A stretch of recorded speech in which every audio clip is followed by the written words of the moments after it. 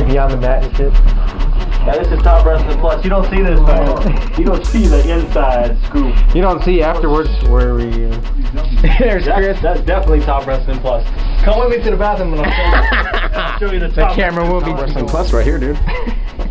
Shadow's on his phone. What the problem is? Shadow's on the phone right now. After 10 years, We're back. we're back. After 10 long years, Top Wrestling, Inside Wrestling, we're back. We're back, baby. It's great to be back, Shadow. Thanks for having me, man. Hey, man. We're about to cover it. We're about to do it. We're about to do this thing, the thing that we haven't done in such a long time, wrestling fans, and that is talk to you. Share your views. Express what the fans want, what the fans been missing. Do you know Lex Luger? Cut.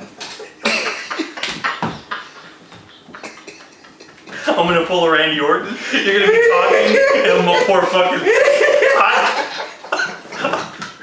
I'm gonna pour tomato juice all over you. Hi. Oh, look who's here, Oscar. Hi, Rey Mysterio. Dude, we should just post this shit. I'll never forget James walked up to fucking Rey Mysterio without a mask at the Comic Con. No one knew who. Hey, Oscar, can you give this to fucking Eric Bischoff? No, it was when at a you see him? WCW event. You were like, Ray. He's like, shh. He goes, who the fuck knows who I am? Exposed. You're the only midget in WCW. With overalls on. Where you going to cut the farm? Dude, I ran up to fucking, we're at the MGM Grand for WCW Halloween Havoc, and I ran up to fucking Silver King, and I said, El Dandy, can I get your autograph? He goes, no, El Dandy is over there, I'm Silver King. I go, oh, fuck. Jesus Christ. Talking about fucking awkward, dude. Dude, and we're beyond the cape. Inside wrestling, the real shoot. Dude, what about we were in the fucking MGM Grand and we see Arn Anderson. Arn, can you sign our autograph? I'm not on the clock. Oh, you fucking asshole. What a Not on the clock. Not on the clock, man. Oh, shit. All right, here we go.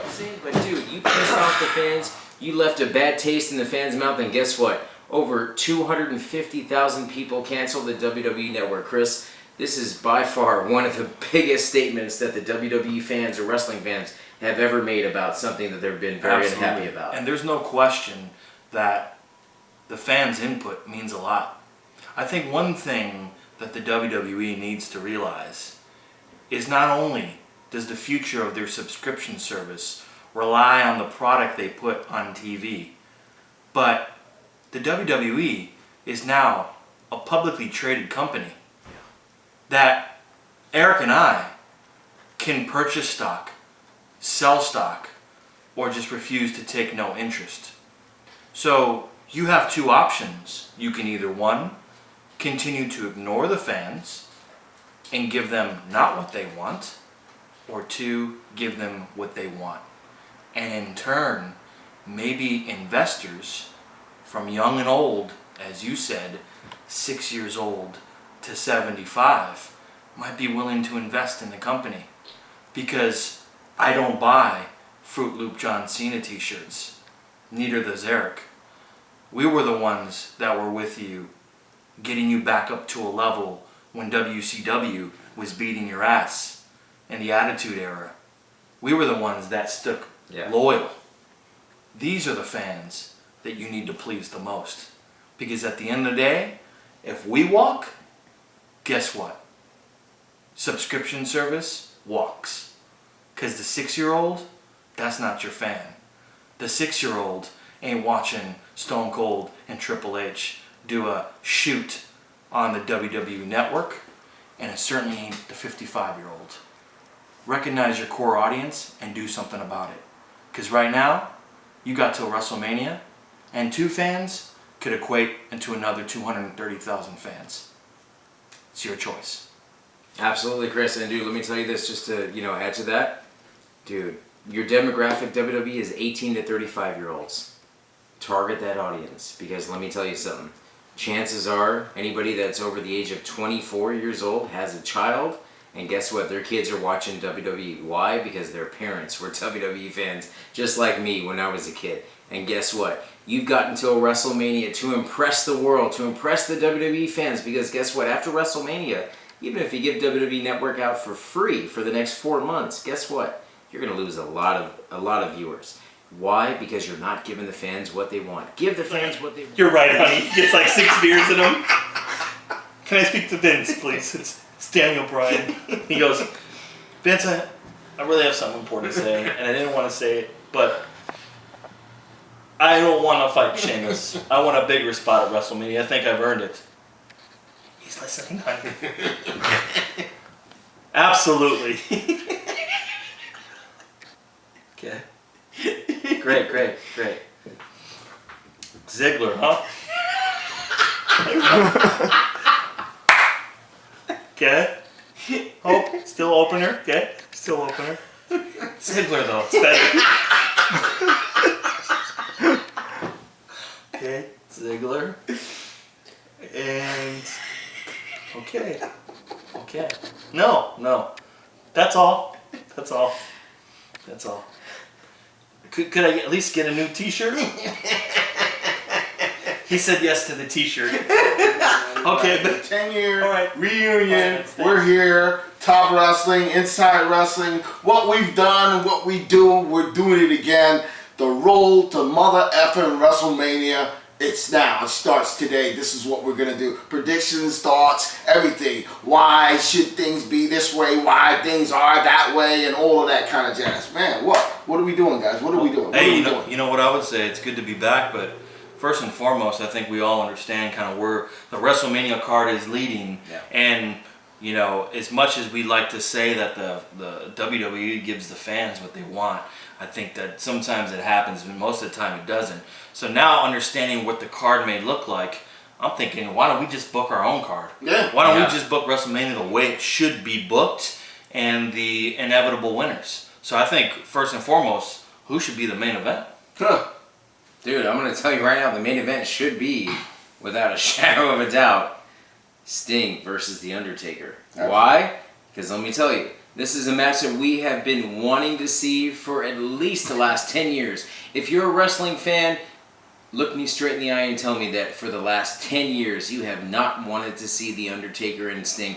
They don't need a title to be in the main event of WrestleMania. Sting versus Undertaker. Shadow, what do you think about Absolutely, I agree. I don't see why in any shape, form, or fashion that Triple H should be facing Sting at WrestleMania. This whole fast lane thing and Triple H confronting Sting and all of this kind of jazz. Bottom line is this: that's how we've waited long enough. When WWE bought WCW and we just saw it all finally gonna happen, and then he said, no, I'm not gonna sign with the company, I'm leaving. And we waited and waited and waited. So Sting, now you're here. Sting, you, Undertaker. Do we want to see you and Undertaker in the ring face to face and then have to wait another year? We're past our primes, guys. We're past our primes. You don't know what next year's going to look like. But we know what this year can look like. Sting and The Undertaker is the match that needs to happen. And that's the match that should happen. We know it's not going to happen. You know, you may be thinking, well, Bray Wyatt versus Undertaker is a pretty good match, right? That builds Bray leading up to WrestleMania. But I think we all can agree that there's no way that Undertaker is going to lose his second consecutive match at WrestleMania. Which begs the question, why waste Bray Wyatt, who's building up to be this massive superstar? So reflecting back on the Undertaker versus Sting, logically, you're giving the fans what they want. And then, who will win? Will Undertaker drop to Sting? Probably not. Would Sting drop to Undertaker? Probably not. Why not have Bray Wyatt come in and cost Sting the match? Undertaker gets his win, and now you have a long, continuous feud with Sting and Bray Wyatt. That makes sense. You build him as this massive heel, and we get to see Sting on a regular basis. Undertaker's out of the picture, and once again can come back at a later WrestleMania. That's, to me, I think all of us can agree, that's a great WrestleMania card already. Now, what are we doing? I think I'm looking forward to kind of continuing this. Because I think, you know, our voices meant something a long time ago when we stood back, and let this transpire, and now that there's a new attitude, a new era for WWE, it's important that they still remember that the fans are listening. Yeah. And hopefully we represent some great fan opinions and thoughts and suggestions. So I'm excited to see what the future holds. But right now, the future's not looking that great. Yeah, 10 years. 10 years. It's been about 10 years since you guys last heard from the three of us. You know, the OGs of it. So here we are. We're back, and we're going to be doing some really cool things and just trying to just represent what we've established and paved the way for. So many people with pod shows, so many people with internet shows. The originators, right here. Shadowe. Webmaster, baby. Webmaster Erik and Iceman Chris. This is what we do. Huh, Webmaster? Absolutely, man. TopWrestling.com, baby. Don't ever forget us. We're here, we're alive, we're back. We've never gone. We're just taking a little hiatus, but we're back, baby. Hey, WrestleMania, guess what, WWE? You've got till April. We're counting down. You've got till April. Keep up. Power up.